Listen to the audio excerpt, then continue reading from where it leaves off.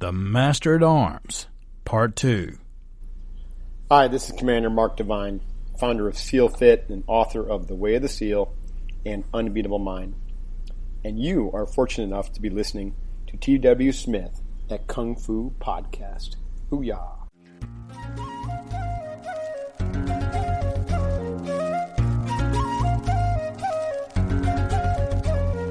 Exploring the culture, the adventure, and the impact of martial arts. That's what Kung Fu Podcast is all about. And I'm your host, T.W. Smith. I am very grateful that you've allowed me to be part of your martial arts journey, and you are in the audience of some of the finest and sharpest martial artists in the world. And I mean folks that really put in a great deal of sweat equity into perfecting their craft. I would highly recommend that you go and listen to part 1 of this podcast, The Master at Arms.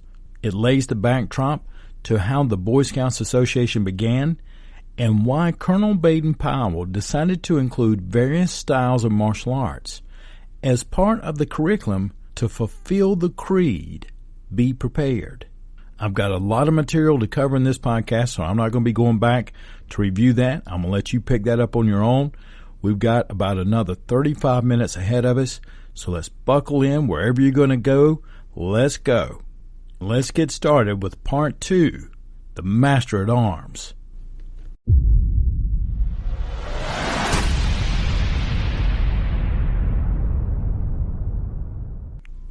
In the Masters of Arms chapter, the author writes about boxing teaching self-control. Basically, controlling anger after receiving a blow is a big emphasis, and as well as Baden-Powell had written about when he was observing jiu-jitsu. Self-reliance and discipline is also parts of the teaching of boxing, which basically means giving up luxuries during the pursuit of your training. So you're willing to give up something in order to advance in another area. The other thing that the martial arts teaches is endurance and determination. While these moral powers are being developed, the mind and body are being tuned up to work regularly. This is a very detailed chapter of footwork drills, stepping strategies, and techniques such as parrying, striking, counterattacks. It's a well-done chapter. Dr. Judkins does point out that in the original manual, Western boxing got 3 full paragraphs associated with it, which discuss the moral education that the youth would receive from learning the sweet science of boxing. Jiu-jitsu and the other styles did not get that same sort of recognition.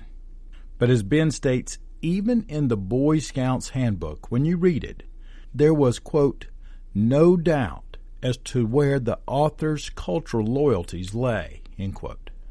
In the jiu-jitsu heading of the handbook, there was gripping, bumping, tripping, sweeping throws, counters, and they go ahead and show you how to execute some locks, throat locks, arm locks, along with some of the techniques that are identical to what you would see in the bubishi, or in the Chinese martial arts, the Wu Bei Ji. Under the wrestling headings, they go through and they discuss the catch-as-catch-can style as the first style, then the Greco-Roman style. And they're going to go through all the Nelsons, half Nelsons, quarter Nelsons, and three-quarter Nelsons, side rolls, and counters. As I mentioned earlier, the quarterstaff is in there with footwork, strikes, and parries. And you might want to remember that by the late 1860s, particularly in the UK, the quarterstaff was most widely associated with the legendary outlaw hero of Sherwood Forest. A key incident is Robin Hood's quarterstaff match with Little John, taking place on a bridge just over a shallow stream. There were hundreds of books, songs, plays, and poems produced elaborating Robin Hood's adventures. At this point, there were some things that were not in the manual, but from the manual, in the sense that there were newspaper articles that showed things that people were practicing from the manual. And these, for example, were Chinese Girl Scouts performing a martial arts exhibition. They're in their uniforms, and they're doing a sword exhibition in front of a very, very large crowd. This was in the Shanghai Commercial Press, 1926, on page 19.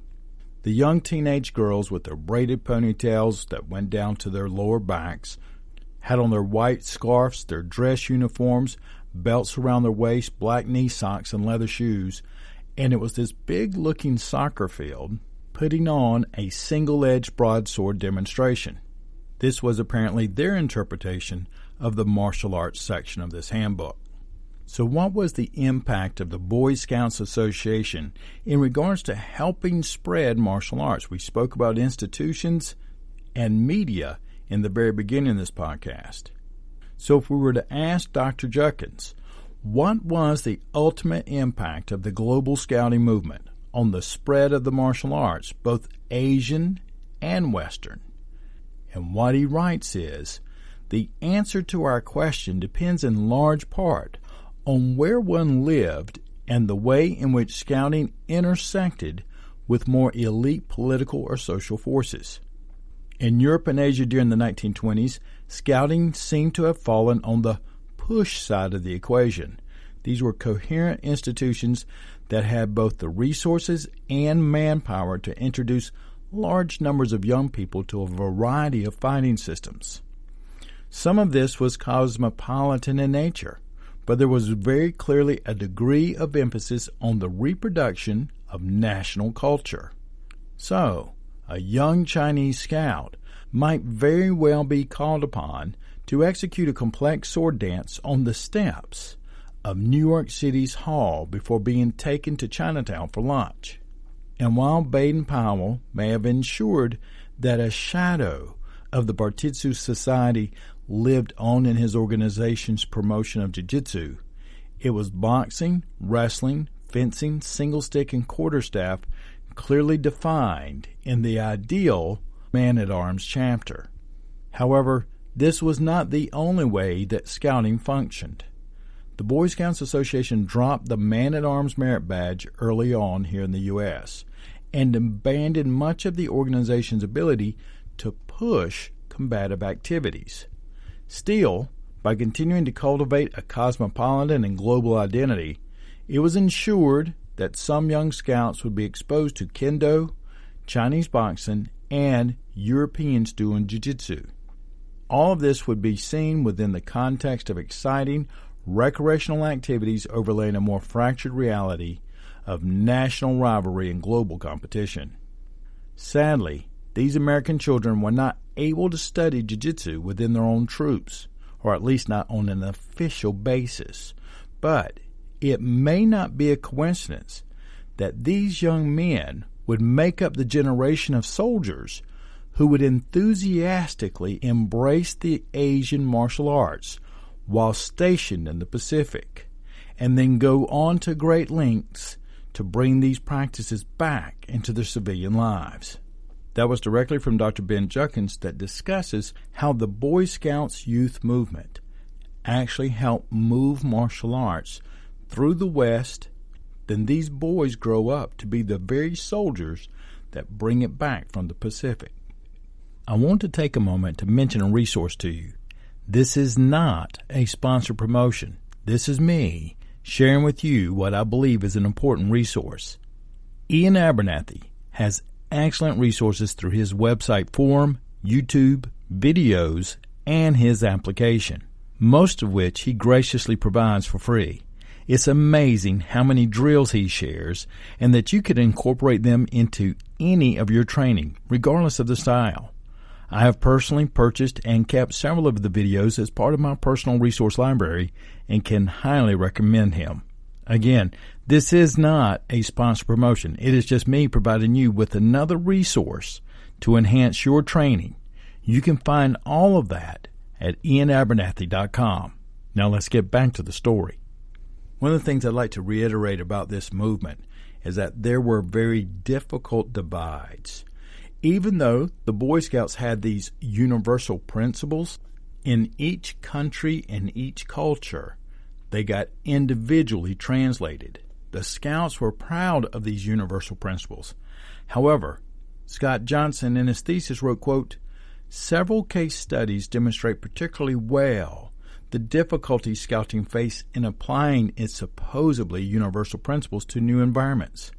Scouting was officially non-political, but it was inevitably caught up in political conflicts. Break-off groups from the Scout organization divided along racial lines in South Africa, while in Canada tension existed along linguistic and religious divides, end quote. Sometimes these arguments would exist inside the same religion, sometimes they would exist inside the same culture, but for example, Mr. Johnston writes, quote, 5 different French Catholic religious orders had to be reconciled, each having their own opinion on scouting. Another example, as Stiles reported to Braden Powell, the Jesuits don't like our 6th Scout Law, which is a scout is a friend to animals, claiming that animals have no souls. But the Franciscans are very keen on the 6th Scout Law, end quote. Now, does that kind of mess sound very familiar at all? We talked about it some as Christianity met the martial arts, how inside the same group there's a lot of pushing and pulling. Interpretation about what's right or what's not quite right as much as somebody else might think what is quite right. Or, for example, one style of martial arts getting its hairs twisted because another group over here who does a similar art down the street turn their hands this way and not that way, and they do their forms looking like this and not like that. Now, in my world, it seems like adults would have a lot more important things to argue about than whether or not being kind to an animal is a big deal or not. Because of course it's a big deal. Whether you believe I have a soul or not doesn't give you the right to abuse anything. But of course that's my personal opinion. As I stated in the very opening, the U.S. Boy Scouts is openly under fire for its dividing lines on religion and sexual preferences, and some have even said that it's always been that way. But that doesn't necessarily seem to be true. Bowden Powell actively worked to allow various religions to participate. He went to the Pope in 1933 so that they could work out the Catholic Scouts and the Boy Scout details. Mostly, Bowden Powell wanted the Scouts to be under one international governing body, religious preferences notwithstanding. In Scott Johnston's thesis, he writes, quote, Bowden Powell tolerated separate Scout troops for religious groups far more than he did Scout organizations that were politically motivated. However, these religious groups would be amalgamated under one all-encompassing administration, controlled and recognized by the International Bureau. At Batista.org in 2010, they state that scouting manuals continue to refer to single-stick and quarterstaff fencing long after these activities had mostly faded from popularity. There is evidence that some of the older scoutmasters continue to teach them even into the 1970s. It is sad, and in my mind very sad, that the Master of Arms badge was never reinstated within the American Scouting movement. Master at Arms badges, or their equivalents, are still available in some national scouting associations. The requirements have changed according to local and national policies and some social trends. So, for example, as of today, when I'm recording this, the Boy Scouts of America does not advocate participation in any sort of activities and sports that they might deem too violent. And some argue because they appear to have liability concerns. And in fact, their guidebook does state, quote, these sports have the potential for extreme harm while playing the sport, and therefore we will prohibit them from being played as part of a Boy Scouts Association program or program option, end quote. These unauthorized activities include boxing, karate, and other related martial arts, except for, interestingly, judo, aikido, and tai chi. Other activities that are banned by the Boy Scouts are football, paintball, laser tag, and operating any terrain activities, and there's a whole laundry list of stuff. But those three, judo, aikido, and tai chi, actually are going to show up here in a little bit, as I wrote a note to a scout instructor who actually taught an introduction to martial arts workshop to a group of scouts, and we'll get to that in a minute. The present incarnation of the Masters at Arms badge in the British Scouting Association recognizes only fencing, shooting, and archery. Now, I must admit, archery in my mind is a great idea. Is it a practical form of martial arts? Not really. I mean, we can't just walk around for bows and arrows. However, as far as some of the history that goes along with it and the power of just making you learn how to focus and self-reflect, archery is so good. But just in case you want to know, there is a group of the Scouts called the Baden-Powell, or traditional Scouts, that still maintain the Masters at Arms badge close to its original format, requiring candidates to demonstrate proficiency in, quote, one of the following: single stick, quarterstaff, fencing, boxing, judo, or wrestling, archery, or any other type of recognized martial art. Secondly, in all the contest events that they have there, the Scout must have taken part in an encounter under proper ring conditions and be able to demonstrate the correct methods of attack and defense. Then thirdly, they must give evidence of being in training for the scheduled item that they have chosen for a period of not less than 3 months. The American Boy Scouts program eventually clarifies its prohibition against the martial arts in 1974, but Dr. Junkins suspects that this prohibition had something to do with the sudden popularity of Bruce Lee and the nunchucks among the teenage boys. As I mentioned earlier, some have claimed that the martial arts were banned in the U.S. because of insurance liabilities. And then others would argue that there was the fear and poor interpretation of self-defense, that it could be used offensively as compared to defensively. However, a former Scout wrote, quote, regarding the possibility of using martial arts for offense as opposed to defense, this could also be applied to the training in the use of firearms and marksmanship, which was available at the camp when I was a Scout, end quote. But as I said before, the Boy Scouts Association here in the U.S. have made it clear that bullying or abusing another Scout, so pretty much bullying internally with the Scouts, will not be tolerated. They train the adult instructors to look for red flags and how to create an anti-bullying culture. They teach them how to recognize it if it's happened, which is basically after the horse has left the barn, but literally have nothing to help a Scout while it's happening except to call 911, which absolutely perplexes me that you're going to ask a young person to somehow find the time while they're dealing with the bully in front of them to find their phone and to dial 911 and tell the person on the other end of that what's going on. I don't think the bully's going to allow it. As a martial arts instructor and a father who was once interested in starting his son in the Boy Scouts, I am thoroughly disappointed in that process. There is nothing in their curriculums that, at all that I saw, and I looked through pages and pages of it, that help a Scout be prepared rather than good luck and hopefully we'll pick up whatever's left of you when it's all done. My son was raised with the same understanding that we were raised with, that it's better to take an ass whooping standing up for yourself than it is to put your head between your legs and pray it goes away or to beg for it to stop. As the child psychologist that usually helps me set up my programs, one of the first things she always says is make sure you remind the young folks, never say please stop to a bully. All you've done is just empowered them. I also ran across a question from a parent. Do I put my kid in the martial arts or do I put him in scouting? I've only got a certain amount of resources, a certain amount of time, and I can't be traveling back and forth. I have to pick one.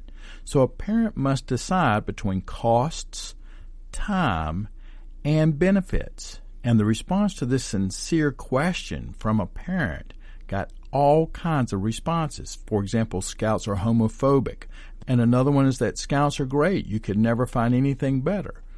Another gentleman wrote, who was close to the Scouts, wrote that in his personal opinion that the reason that the Boy Scouts did not allow the martial arts merit badge came down to two basic reasons. First one is that the time it takes for a person to learn the control necessary to practice the martial arts is longer than what would be feasible for a troop. Now, my take on that argument is that then the handbook needs to be simplified, using the very basics, the footwork, shockers, tripping, diverting incoming forces, those types of things. Simplify the book a lot. The second reason he gives is that finding a counselor for the martial arts may be difficult. And I could see that being a legitimate problem, especially in some smaller towns or things like that, like the ones I grew up in. The other problem with that is that these days there are a bunch of people who claim to be trained and are not. And that would be a legitimate problem. You don't want to necessarily have someone who is good at fighting, teaching self-defense. It always makes me think of Ian Abernathy's wonderful argument about not taking driving lessons from the guy that's crashed 7 times.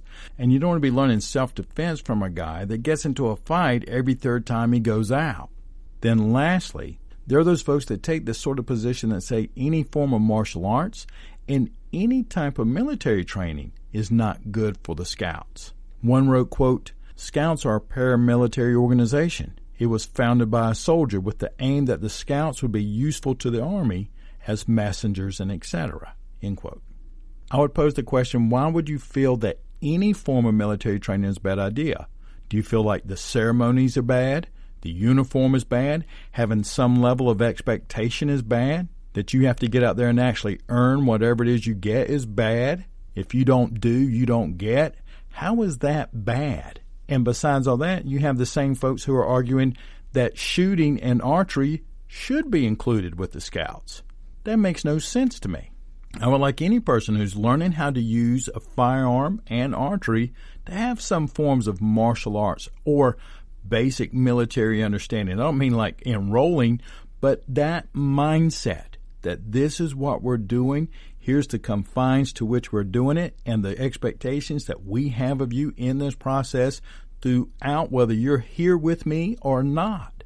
The other argument I'm going to make here for martial arts being included with any scouting system is actually based on the argument that the Boy Scouts Association of America makes themselves, and that is their position against bullying. They have document listed on their website basically stating that bullying is marked as a behavioral trait that has to be adjusted. We know that in its 2 primary forms, the psychological and physical harassment of bullying has short-term, long-term, and sometimes devastating effects. The Boy Scouts Association advocates against bullying and encourages Scouts to intercede and stand up against bullying. But many of the scouting instructors themselves argue that they don't equip the boys with the skills necessary to step into the situation against bullying.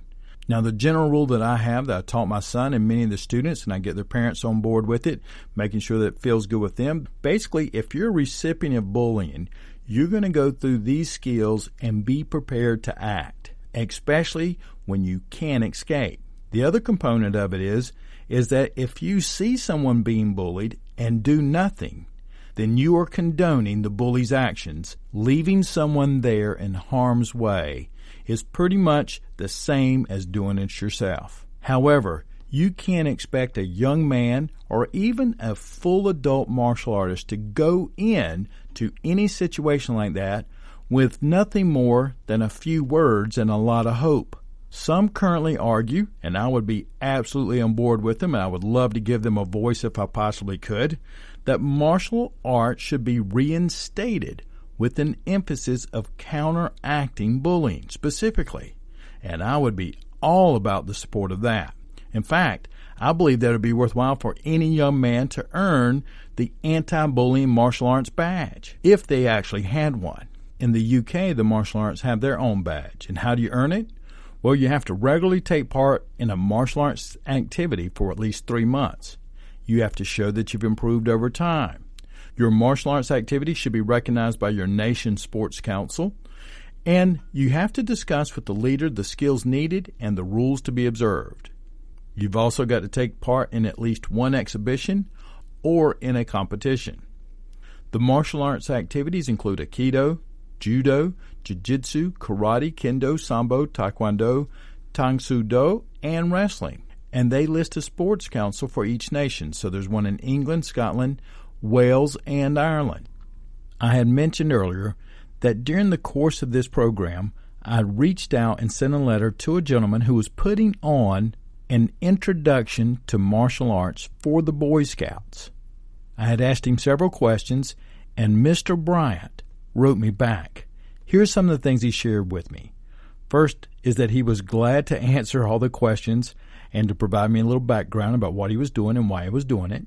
He was very genuine and said that he wanted to offer a disclaimer that he is not a master or certified instructor in martial arts. He's a longtime MMA practitioner and apparently practices Muay Thai and other types of arts near Berkeley, California.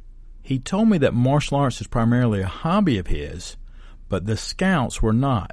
The Boy Scouts were entirely a core component of what his life is about. He made a personal decision where he saw a lack, and he decided to provide, quote, a self-defense program as a way to show youth that martial arts can be incorporated into the scouting program to make scouting more interesting, applicable, to introduce basic self-defense concepts so youth may begin their own personal journeys into learning self-defense. End quote.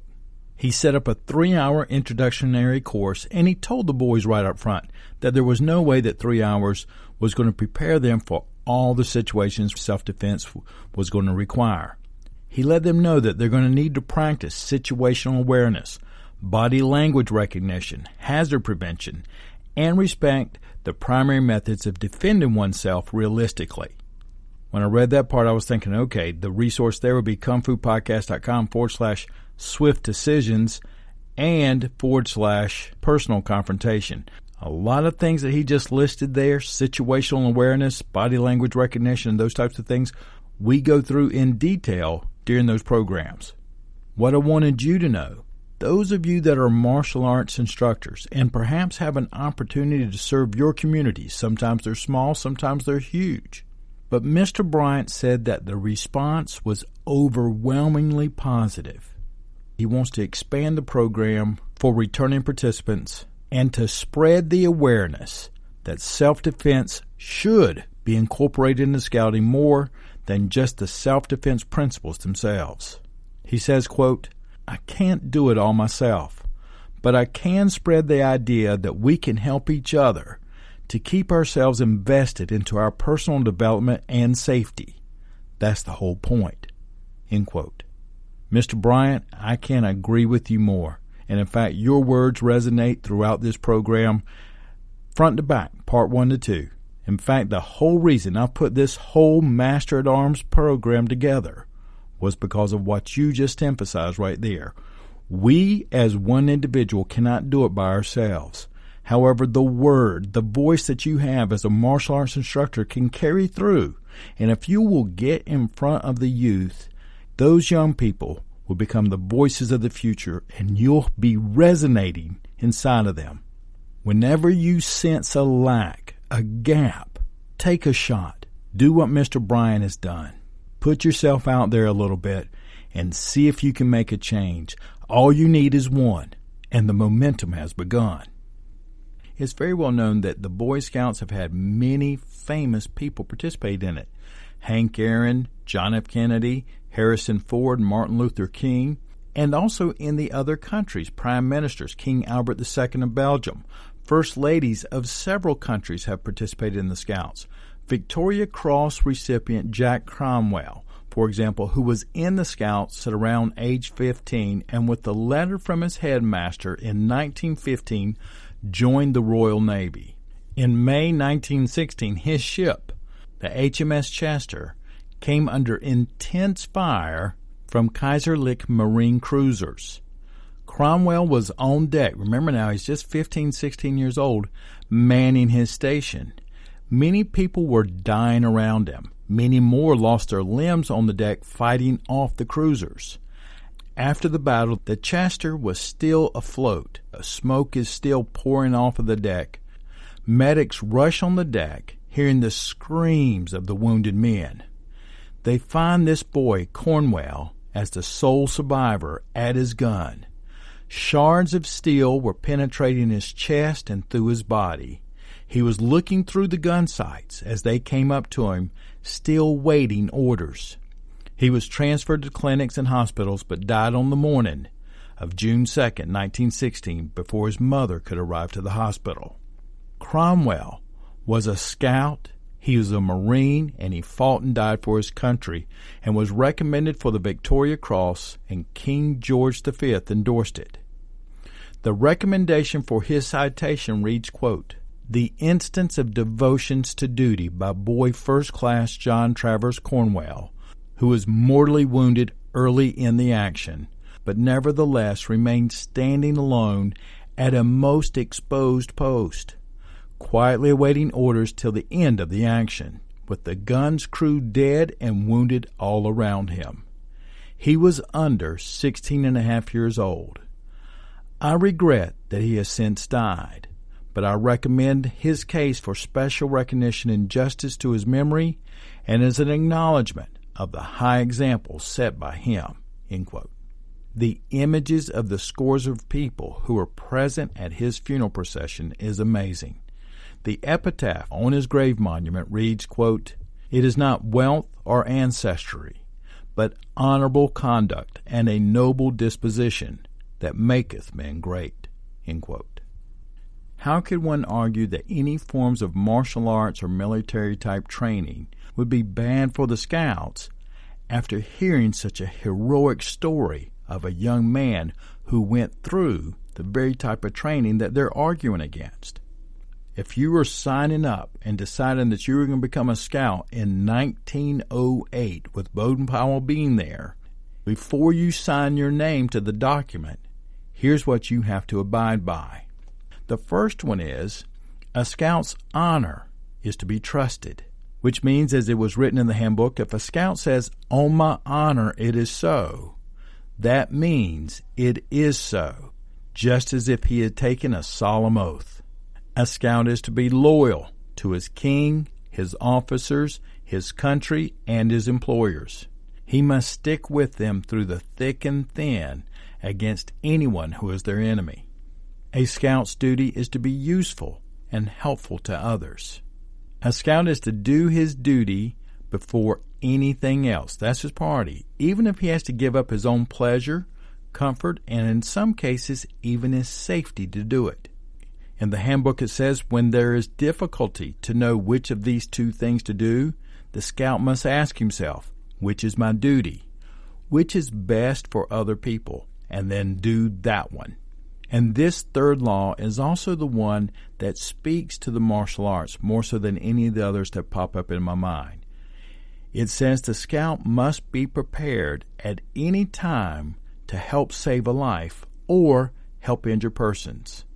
The fourth law in 1908, a Scout is a friend to all and a brother to every other Scout, no matter to what social class the others belong.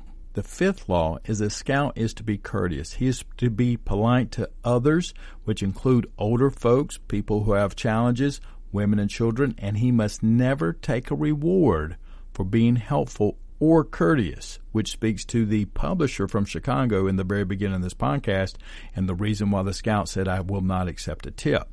The sixth law is a Scout is a friend to animals. He should try as much as he can to save them from pain and not to kill them unnecessarily. The seventh law is a Scout is supposed to obey the orders of his patrol leader or a Scout master. And then after he has done it, he can come and state any reasons that he may not have wanted to do it or feelings that he has against it. But he is supposed to carry out his duty. The eighth law is kind of interesting. It says, a Scout smiles and whistles under all circumstances. This is where they describe you're not supposed to be slowly hanging your head, kicking the bottle kind of thing, and acting like you don't want to do something, or you're grouse or whining and that type of thing. Pretty much a Scout is supposed to be a beacon of happiness, cheerfulness, and being upbeat with the right attitude. Youth cultural movements are a powerful force. It doesn't have to be the military. It doesn't have to media. And they are not historically or culturally insignificant. As Leslie Paul in 1951 wrote, "It is curious what can be overlooked by historians and sociologists. Search through the library shelves and you will find endless volumes on the theory and practice of socialism, on trade unionism, and on every aspect of child welfare and education. But you will find almost nothing about youth movements, except for the occasional volume of instruction or propaganda. Yet if we are thinking of the real social revolution of our century, that is to say, not so much the rise and fall of standards of living, but the most significant changes in behavior, clothing, sex relations, hobbies, sports, and holidays, then we have to admit that the youth movements have been the most successful revolutionaries of the lot. But you will have to hunt high and low for an authoritative work which takes notice of this phenomenon, because the apologetics of youth movements are shallow, their arguments crude, and their practices puerile. They are dismissed or ignored by scholars." End quote. That was from Leslie Paul, 1951. And in his final letter to the Scouts, Baden-Powell wrote, quote, "I have had a most happy life, and I want each one of you to have a happy life too. I believe that God put us in this jolly world to be happy and enjoy life. Happiness does not come from being rich, nor merely being successful in your career, nor by self-indulgence. One step towards happiness is to make yourself healthy and strong while you are a boy, so that you can be useful and so that you can enjoy life when you are a man. Studying nature will show you how full of beauty and wonderful God has made the world for you to enjoy." He goes on to say the real way to get happiness is by giving out happiness to other people. Try to leave this world a little better than you found it, and when it comes your turn to die, you can die happy in the feeling that at any rate you have not wasted your time, but you've done your best. Be prepared in this way to live a happy life and to die happy. Stick to your Scout promise always, even after you have ceased to be a boy." End quote.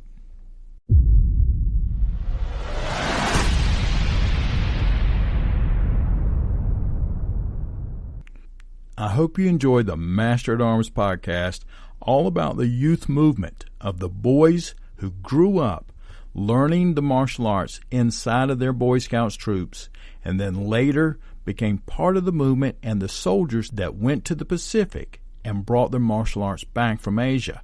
There's a lot of stories and a lot of layers to it, but I thought it'd be a wonderful way to make us reconsider. If you're going to be setting up a martial arts curriculum for a Scout with the idea that it had to be simple, it had to be something that could be confined within, let's say, a 3 to 6 month time period, what would you do? I took my shot at it, and you'll be able to download that for free, both the written components of it and the video pieces of it you'll be able to watch here, I'm guessing, like I said, for the next 30 to 45 days. And that is for you all who listen to the program regularly. I would also, if you were considering that type of thing, to make sure that you read Jamie Clubb's book, When Parents Aren't Around, A Young Person's Guide to Real Self-Protection. The link for it is in your show notes, and it'll be on the website too. And then don't forget, if you'd like to visit with me, see me, come to the Shurite Jiu-Jitsu Kai seminar coming up in November 2018. You can get all the information you want about that at kungfupodcast.com/Shurite. I hope you have a great practice. Think about what are your laws. If you were setting up yourself a program of behavior or what you're trying to do. You know, we're all about virtue in the martial arts and trying to be better people, not just better martial artists. Part of that is about being a better person, and that is the type of person that you are, because you're listening to this program, and that's what we're all about, making ourselves better and exploring the culture, the adventures, and the impact of martial arts. Take care, and I'll be talking with you soon.